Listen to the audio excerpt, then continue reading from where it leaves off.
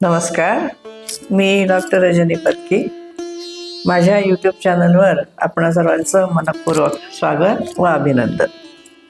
अधिकस्य अधिकम फलम या न्यायाने या 17 मे 2026 पासून सुरू होणाऱ्या अधिक ज्येष्ठ मासात आपण ही थोडी अधिक उपासना करूया.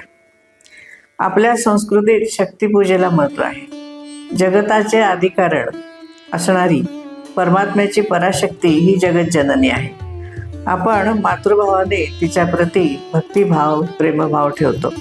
या मातेला आदिशक्ती म्हणून जाणले जाते. या आदिशक्तीची महती अनेक शास्त्रग्रंथातून गायली आहे. अशी महती गाणारे सर्वात महत्त्वाचे जे श्री सूक्त आहे ते ऋग्वेदाच्या अखिल पर्वामध्ये आहे. ते श्री सूक्त अगदी प्रसिद्ध आहे. या श्री सूक्तावर आपण अद्यापर्यंत अनेक पुस्तके वाचली असतील. तसेच आधुनिक संगणक युगामध्ये प्रसार माध्यमामधल्या यूट्यूब चॅनलवरून अनेक विद्वानांची प्रवचने व्याख्याने ऐकली असतील.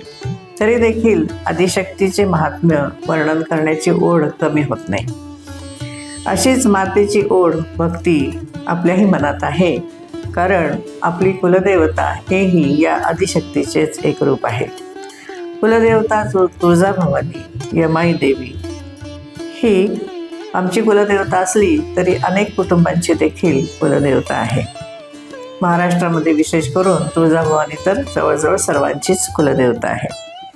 तर या अधिक महिन्यात आपण तिची उपासना करण्याच्या इच्छेने 17 मे पासून श्री सूक्ताचे एक अनोख्या अंगाने अभ्यासन करणार आहोत.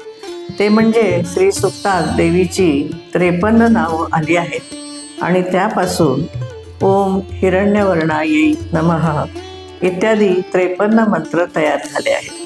त्यांचे विशेष चिंतन आपण करणार आहोत. हे मंत्र लक्ष्मी तंत्र या वैष्णवागमात 50व्या अध्यायामध्ये श्री सूक्त प्रभाव प्रकाश या अध्यायामध्ये आले आहेत.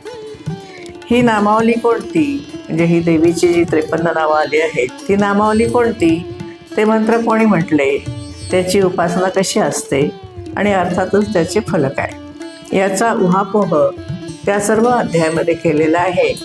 तर त्याचा आधार घेऊन आपण सर्वजण मिळून देवी मातेचे चिंतन करूयात आणि देवी नामावलीच्या मंत्रांचं अध्ययन करूयात. धन्यवाद.